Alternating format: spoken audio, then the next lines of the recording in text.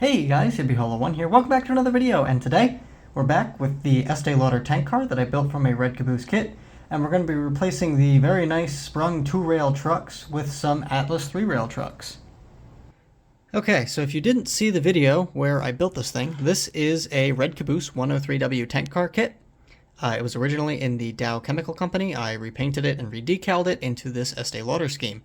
This is technically the first repaint I did. It wasn't the New Haven gondola like I previously thought it was, because I had forgotten that I did this, because it sits out in the living room instead of sitting in here with the rest of my trains.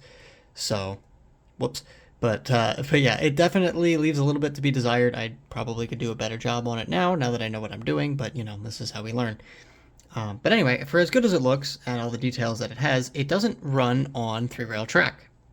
And the reason for that is because Red Caboose sold it with these 2-rail trucks. So when you build the kit, this is what you get.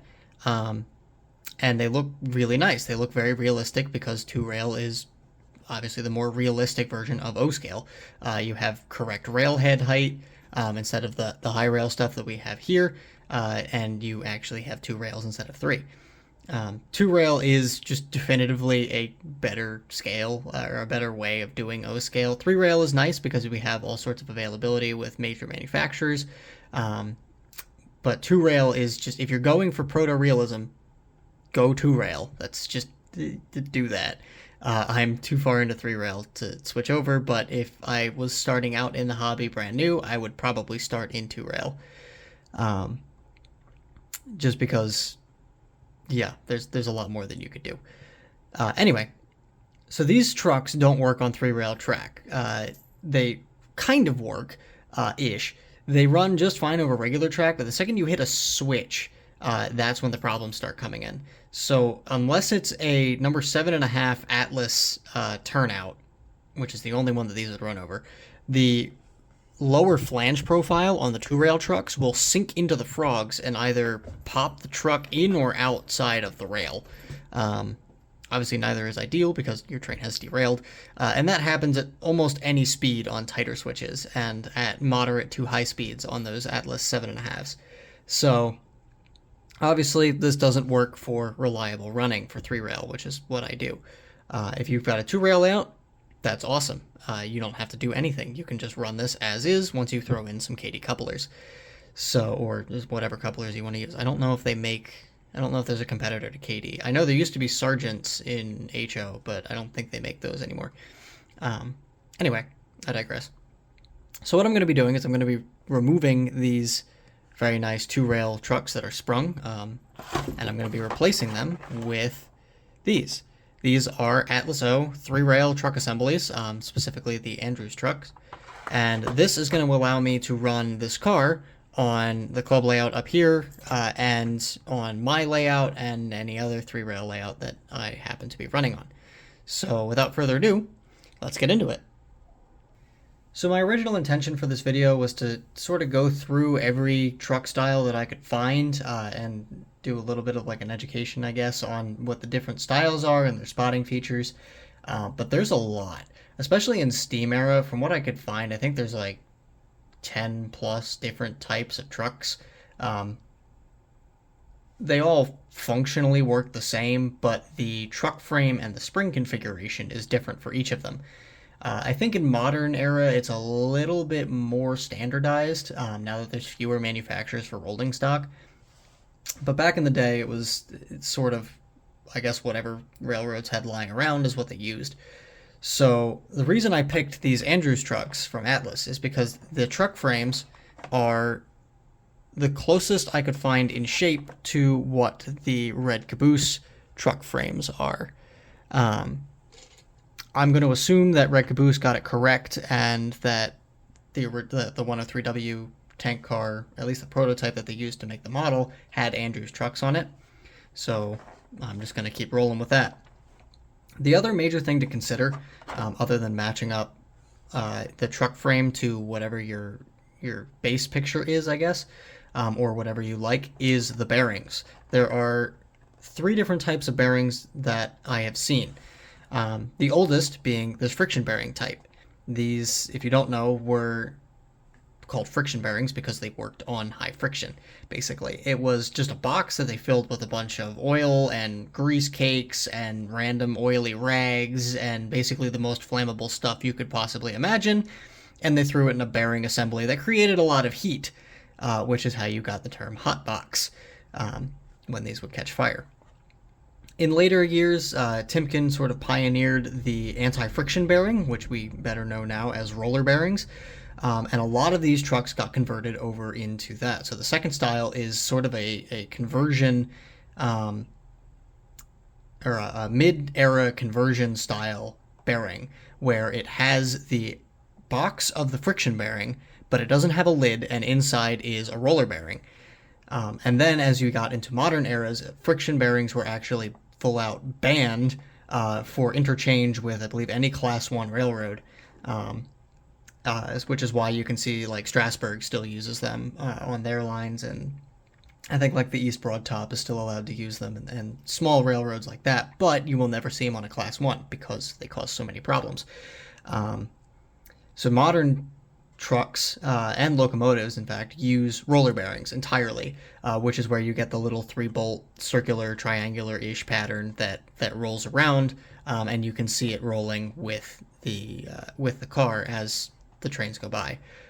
Most of the time in O scale, those roller bearings, although they do roll with the wheel in real life, are fixed in place. I've seen some HO models that have functional rollers, and it's just insane. I think Tangent does it on some of their cabooses, but it's just, when you see that level of detail go into a model, you know that whoever designed that thing really likes what they're doing, because I don't even want to think about how difficult it is to get that level of detail in this and still assemble the truck. But yeah, so those are the main deciding factors for, at least for me, when I was picking out these trucks. What I was talking about with the spring configuration, some of them have 3 in a row, some of them have 3 in a triangle pattern like this, on each corner of or each side of each of the trucks. Some of them only have 2 springs. It depends on what the weight of the car was. So heavy duty trucks that were designed to hold higher weights have more springs, because that's the way that works. Cars that were lighter would have less springs because they didn't need to support tons and tons of weight. But yeah, so that's another thing that you can look for when you're trying to pick out your trucks. So anyway, now that I've gone on my little tangent about truck selection, let's do what the video is actually about and put these guys on this tanker. Alright, so let's crack these open here. I'm not a big fan of this style of packaging. I've always been bad at opening it. Sometimes they give you provisions on the back, but not this one. There's 1. There's 2. And here's our hardware. Looks like we have a little spacer for the truck, or it's a plug. You know, it might be a plug for the bottom. We'll look into that. And then, because these are Atlas trucks, you can remove the knuckle by undoing that screw, and then you just have a truck frame. So when I want to 3-rail scale this eventually, I will just pop that screw off. I'll probably flip the truck around so that that little standoff is pointed backwards, so I don't have to Dremel this thing out. And then I can put my KD coupler over here. So these trucks, I don't know if they're sprung. They might be. Oh yeah, I think. Oh yeah, they're sprung. So if I push down on the frame here, me and my terrible lighting, if I push down on the frame here, you can see the springs compress as I'm holding the truck frame in place. So they are sprung, which is good. I expect nothing less from Atlas. If you're wondering what this thing is, if you're new to O-Scale, that's the coupler release, because we put giant magnets in the middle of our track, because it's already got a 3rd rail, so why not? And that's how you can remotely throw 3-rail couplers. Sometimes you get what are called electrocouplers, which have coils that run, you know, up the coupler shank or shaft or whatever the heck that's called. But yeah, Most of you probably already know that. Anyway, the thing I really like about these Atlas trucks is that they come with this little brake hose here. That has like it has the angle cog detail and the whatever this valve is, like the fitting at the end. I think it's a really neat detail. I wish more companies did that. I wish Lionel would sell their cars with that detail. It doesn't look like it's difficult to add. It's just a little clip that goes on top, but you know, it's an Atlas thing, and I guess that makes Atlas special for it. So that's why I was primarily looking for Atlas trucks. There are some other manufacturers out there. You can look at Weaver, you can look at Lionel, you can look at MTH. All of them have little quirks and features that set them apart from their competitors. Atlas, in my opinion, is just the best at budget and high detailing. So, although there's another company that I need to remember the name of, Ready Made Trains, that's coming in. I say coming in. They've existed for a couple years now, but I think recently they've actually started to get a foothold and kind of show people what they're capable of with their PS1 boxcars that are super detailed and also super cheap. And their trucks also look pretty good. So maybe one day I'll get one of those and I can compare them. But for right now, I'm just going to go with Atlas trucks because they look really good. So I'm going to take off these 2-rail trucks, and hopefully these just fit right in and aren't, you know, too high or too far away from the frame to create a sort of ridiculous gap. Because if they are, I need to either cut the standoff on the frame, or I need to somehow reduce the height of this, which I don't think is going to be easy because I'm pretty sure that's a bearing. Woot. Okay, yeah, this is going to be fun if it doesn't work. So hopefully it just works, but let's find out. So removing trucks from an existing car is usually pretty simple. There's usually just one screw right in the middle of the truck that comes out, and the truck comes with it. In this case, the screw is like 1.5 miles long. So let's pull off both of those. I had these tightened down just enough so that they could rotate freely without wobbling excessively, which is probably what I'm going to do these two. So hopefully these will just bolt right up like that. And I'll need to run what I'm hoping.